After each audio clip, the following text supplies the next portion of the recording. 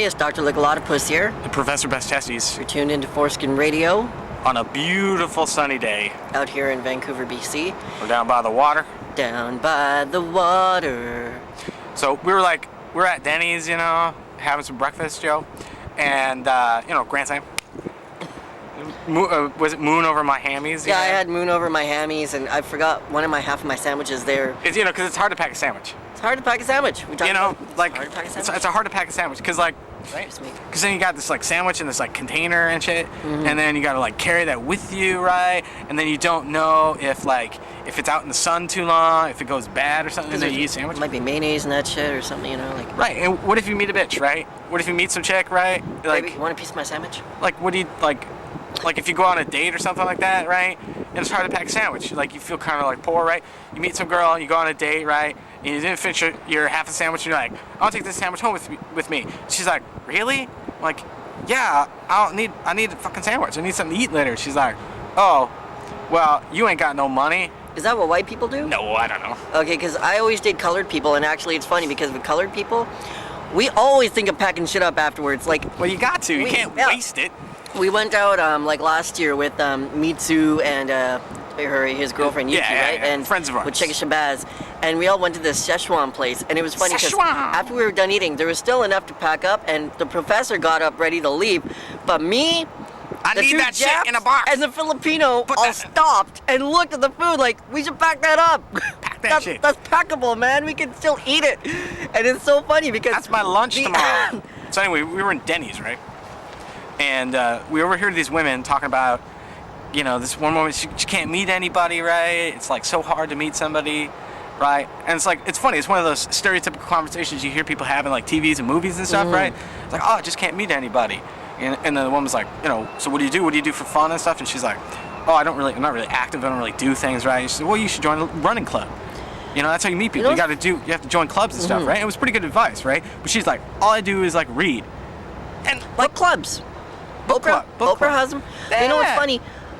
But you don't meet men there. You don't meet men there. I never knew. It's gay men. I never knew. What the fuck are you gonna do with a gay man? Hook it up with your fucking brother? But women join book clubs, right? Men don't do that sort of thing, right? She's trying to meet a man. I joined anime clubs to find some fucking chick who'll dress up like little cartoon shit, and then pleasure me. But then they're nerds, and I can't relate. I'm like, what the fuck are you talking about?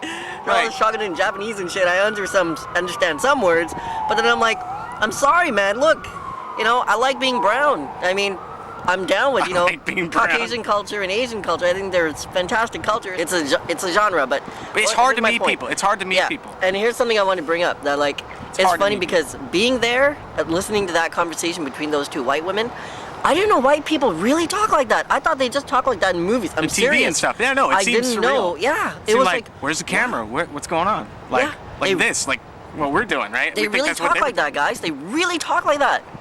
And she's like, well, I do some reading and stuff like that. That's all I really do, right? Yeah. And but the thing is, it's hard to date, it's hard to meet people, right? So if you you have to fake an interest in something, right? But then you're not being genuine, right?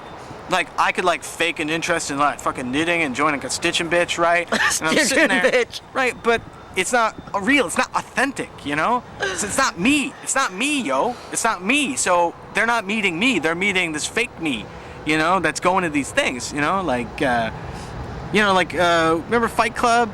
And the dude was going to all those meetings and stuff, right? Testicular cancer and brain termites and all this and that shit. Right. It's it's all fake, yo. It's all fake. It's funny. But he met Marla there. That's true. Yeah, that's how he met Marla. She was being fake too. That's true, and that was their common interest. They were both being fake, just trying to connect with people. What about internet dating? That's never worked for me.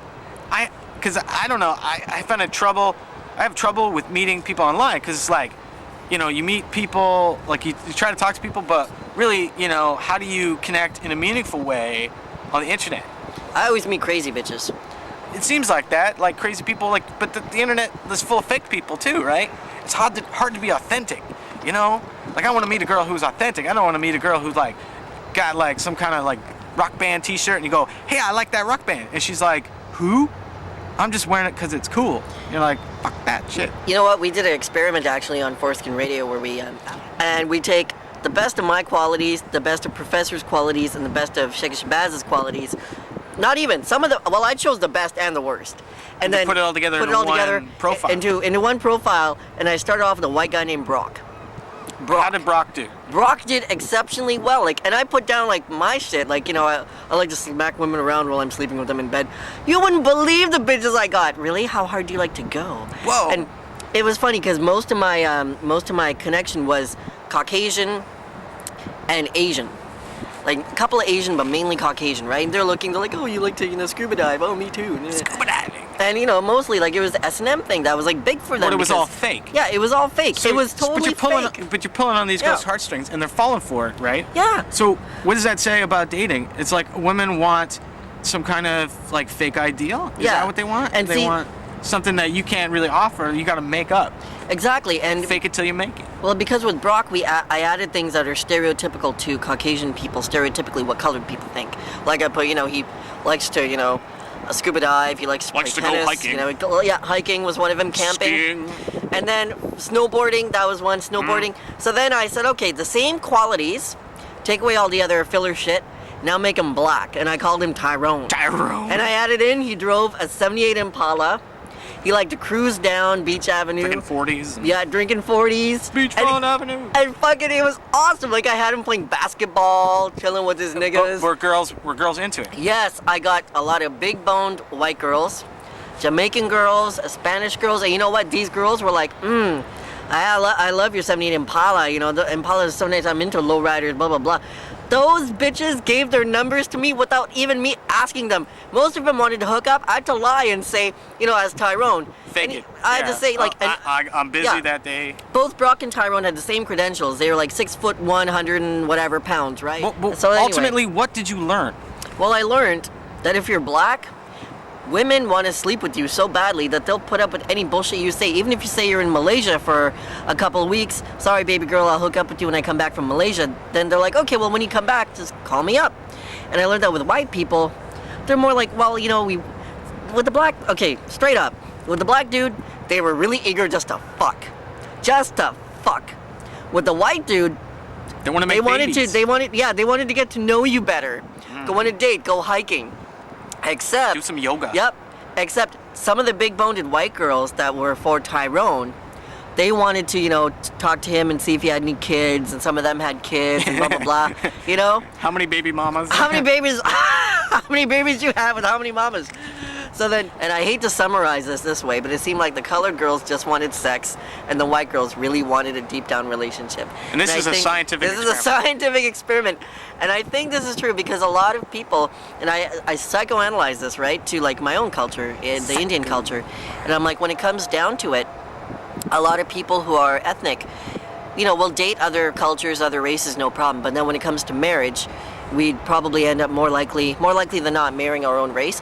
But if we did meet someone and we did connect at a very deep level with them that wasn't our ethnicity, I'm talking me being Indian, I marrying an Asian girl, or an Asian girl marrying a white guy, or a fucking Filipino dude marrying a black chick, you know? Sometimes it just works. Now, I'm not saying that this is completely correct.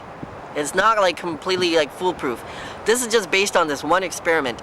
And if you can prove me wrong, please give us a video response, because I'm very interested to hear what you got to say. I'm not trying to be racist. I'm sure those YouTube people got a lot of hate for that stuff. From the experiment that we just conducted, like that's just all I could summarize from that. Now, how does this help regular guys meet chicks, and how does like chicks meet guys? Like how? Okay. In the real world, like, because you can't be a fake person. You got to be yourself, right? Yep. There's no way around it. How does this information gonna affect the way you date? You got to be confident. You got to say, hey, what's up?